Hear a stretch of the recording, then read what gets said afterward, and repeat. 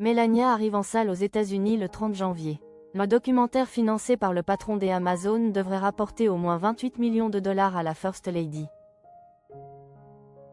Panneaux publicitaires tagués, moqueries, critiques. Avant sa sortie en salle, le documentaire sur Melania Trump suscite des remous. Melania, le film qui suit la première dame américaine dans les 20 jours précédant l'investiture présidentielle de Donald Trump, sera projeté en salle le 30 janvier 2026 et diffusé plus tard sur Prime Video. Nul doute que cet aperçu rare sur l'univers de la première dame, réalisé par Brett Ratner et produit par Amazon, sera hagiographique.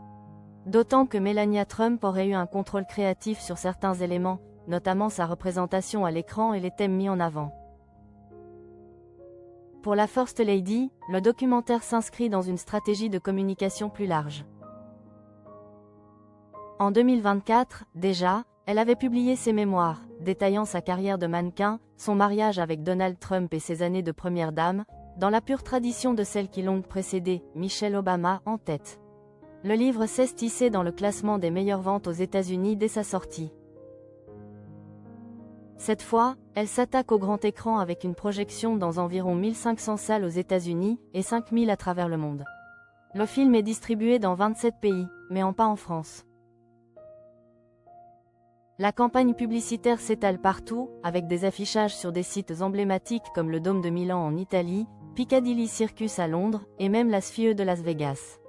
Une promotion digne d'un blockbuster, qui a également vu la bourse de New York accueillir Melania Trump ce mercredi.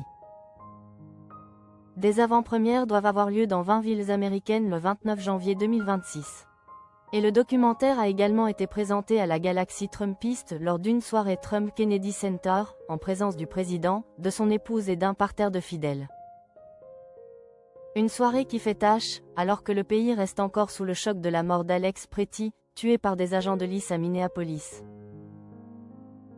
Aujourd'hui, le département de la sécurité intérieure a assassiné un infirmier dans la rue, Pam. Bondi tente d'extorquer des fichiers électoraux, et la moitié du pays se prépare à affronter une tempête de neige potentiellement dévastatrice alors que l'Agence fédérale de gestion des situations d'urgence est à bout de souffle.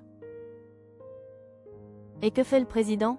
Il organise une soirée cinéma à la Maison-Blanche, s'est indigné sur X l'élu démocrate Alexandria Ocasio-Cortez, le 25 janvier 2026 alors que le président organisait une projection privée du documentaire.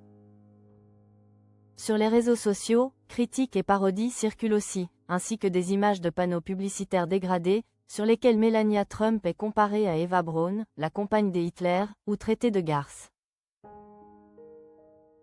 Le dispositif pour promouvoir Melania est étonnant, puisqu'au-delà de l'Atlantique, l'audience pour un tel sujet reste plutôt limitée. Amazon MGM Studios semble avoir fait un autre pari. Selon les révélations du média PUC, Jeff Bezos a investi au total 75 millions de dollars dans ce projet, 40 millions pour l'acquisition des droits et 35 millions supplémentaires pour le budget marketing, promotion et distribution. Selon les rapports du Wall Street Journal, Melania Trump empocherait environ 28 millions de dollars de la vente des droits, auxquels il faut ajouter les montants qu'elle gagnera en tant que productrice exécutive. Le budget est sans précédent pour un documentaire politique. D'autant que le film ne pourrait rapporter qu'entre 1 et 5 millions de dollars lors de son week-end d'ouverture aux États-Unis et au Canada.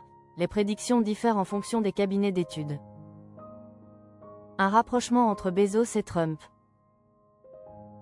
En réalité, l'acquisition du documentaire par Amazon se révèle très politique et s'inscrit dans une série de rapprochements entre Jeff Bezos et l'administration Trump. Car si Melania sera ajoutée sur le catalogue de Prime Video, l'intérêt de Jeff Bezos se trouve ailleurs. Ce dernier cherche activement des contrats gouvernementaux pour ses entreprises, notamment Blue Origin dans le secteur spatial et Amazon Web Services pour les infrastructures numériques fédérales. Ainsi, le milliardaire s'est imposé pour acquérir les droits du documentaire politique, en faisant une offre dépassant largement celle de ses concurrents 4 millions pour Paramount et 14 millions pour Disney. Tous ces studios cherchant à s'attirer les faveurs du président. Jeff Bezos n'est pas à ses premières manœuvres pour courtiser Donald Trump.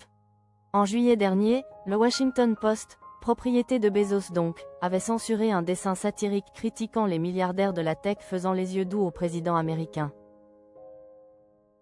Sa dessinatrice Anne Telnaes, récompensée par le prix Pulitzer, avait alors dénoncé cette censure inédite et démissionné du journal. Controverse de plus s'il en faut, le documentaire marque le retour de Brett Ratner derrière la caméra. Le réalisateur, connu pour des films comme Rush Hour, Red Dragon et Hercule, n'avait pas réalisé de long métrage depuis 2014 en raison d'accusations de harcèlement et d'agressions sexuelles. Au sommet de #MeToo, 6 femmes, dont les actrices Olivia Munn et Natasha Henstridge, ont ainsi pris la parole. Il réalisera également Rush Hour 4, suite de sa franchise à succès avec Jackie Chan et Chris Tucker, projet qui aurait été validé après une intervention directe du président Trump auprès du studio Paramount.